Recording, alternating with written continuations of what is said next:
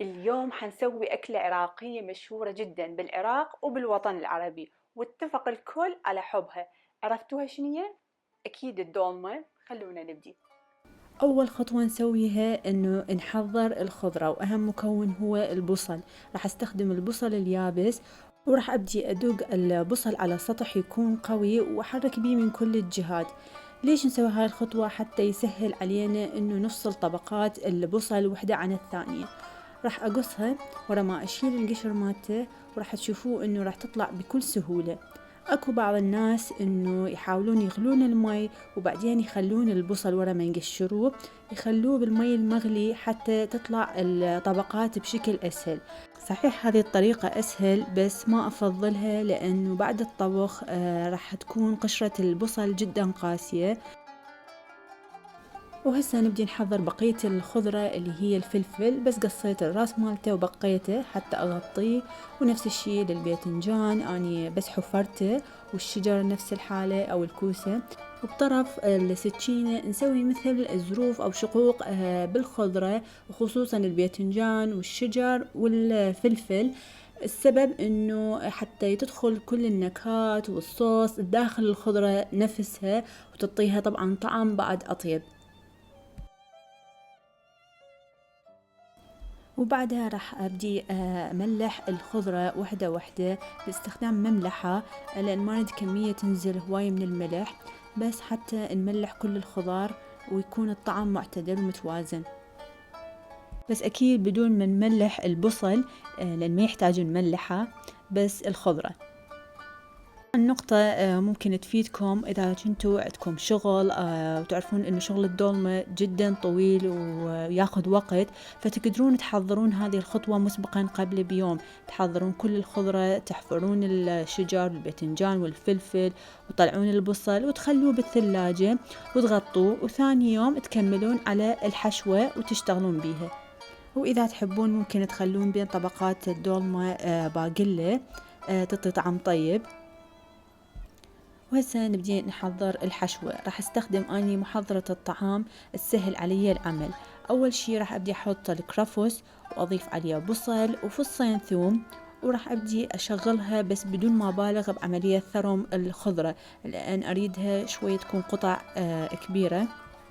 راح استخدم لحم غنم، ويكون اللحم جدا دهين، يعني اذا كنا نستعمل نص كيلو فيكون ربع دهن وربع لحم. واضيف عليه الخضرة. بعدين راح استخدم لب الشجر والباذنجان، وراح نفس الشي راح اثرمه واضيفه على اللحم.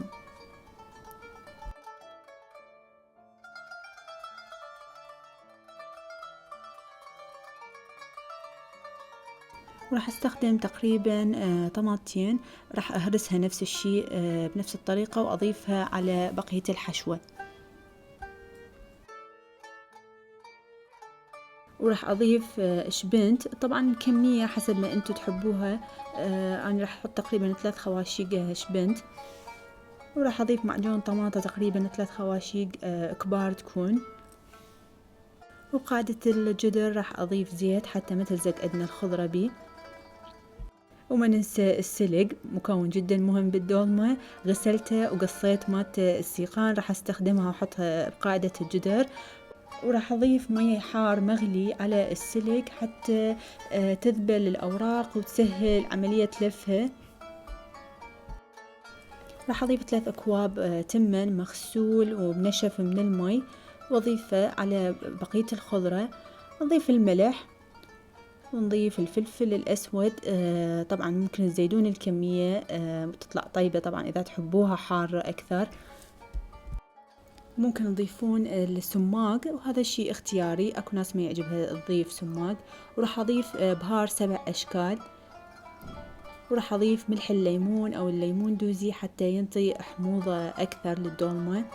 وأكيد الدبس الرمان نحط كمية منه حينطي طعم كلش طيب بالدولمة. وبهاي خلصنا الحشوة. نبدي هسه نخلطها، وهنا أخذوا وقتكم وحركوها واخلطوا المكونات كلها. واخلطوها كل زين بحيث يتوزع البهار واللحم. مثل ما تشوفون اللحم حيكون قطع شوية كبيرة، فحاولوا ان توزعوها بحيث ما تكون عندنا جهة مالحة جهة بيها بهار. وبقاعدة الجدر راح أحط السيقان مال السلق، بس ممكن طبعا تضيفون ضلوع إذا تحبون بقاعدة الجدر، إذا تحبون اللحم فأكيد تستبدلوا بيه. وراح أبدي أحشي أول طبقة اللي هي البصل.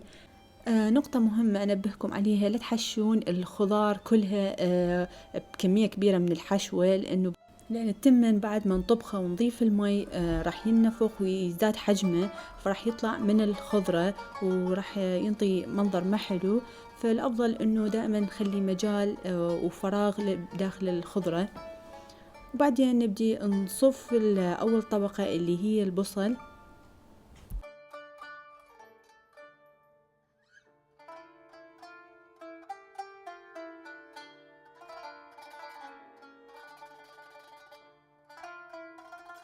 وراح أضيف الباقلة. طبعا ما أحب أخليها آخر شي بقاعدة الجدر حتى ما تحترق. وبعدين نكمل نحشي بقية الخضار كليتها. ومثل ما تشوفون كل الخضرة مدى أحشيها على الآخر، دا أخلي دائما بيها مجال حتى أنطي مجال للتمن إنه ياخذ راحته أثناء الطبخ.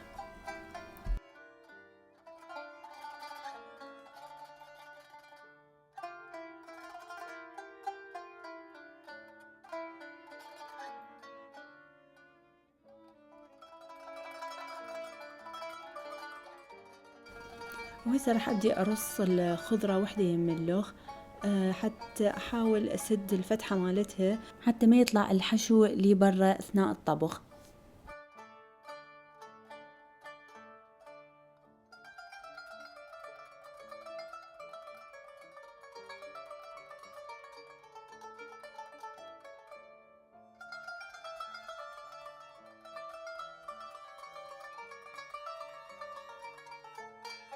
ممكن نستخدم قشر البصل أو بقية الخضار نسد بيه فتحة الباذنجان أو بقية الخضار حتى ما يطلع الحشو اللي برا. وهسه راح نبدي بالسلق. طبعا إذا كانت الورقة كلش كبيرة ممكن نقصها يا أما بالطول أو بالعرض حتى ما تكون كلش كبيرة، ونفس الوقت نقدر نلفها بطريقة أسهل.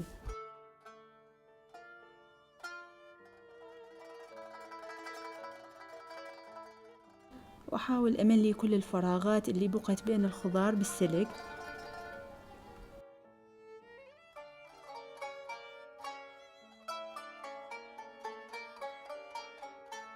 وبهاي خلصنا لف الدولمة، وراح هسه أبدي أحطها على النار، على نار متوسطة ما تكون كلش عالية. راح أخلي جدر الدولمة بدون ما أضيف له أي مي، وهاي المرحلة نسميها إنه مرحلة حمس الدولمة.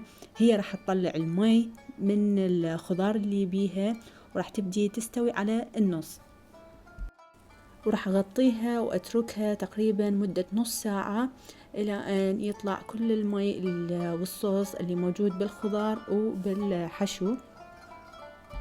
وبعد مرور نص ساعة راح أتأكد وأشوف إذا المي بدأ يقل. راح أحضر الصوص الثاني اللي راح أطبخ بيه الدولمة على الكامل. وهسه بكاسة راح أضيف تقريبا نص خاشوقة أكل معجون طماطة، وأضيف عليها كوبين مي حار مغلية وأحركها. ممكن ما تضيفون إلا معجون الطماطة، أنا ضفته بس حتى ينطي لون حلو للدولمة ورا ما تنطبخ. وحتى نزيد الحموضة تقدرون تحطون ليمون تقريبا وحدة كاملة تعصروها وتخلوها على الدولمة. وبعدين نضيف عليها معجون الطماطة والمي المغلي. طبعا نحاول انه المي يغطي شوية سطح الدولمة، واذا حسيتوا بيه بعد شوية المي قليل ممكن تضيفون مي بعد اكثر، وطبعا اكيد لازم يكون مغلي.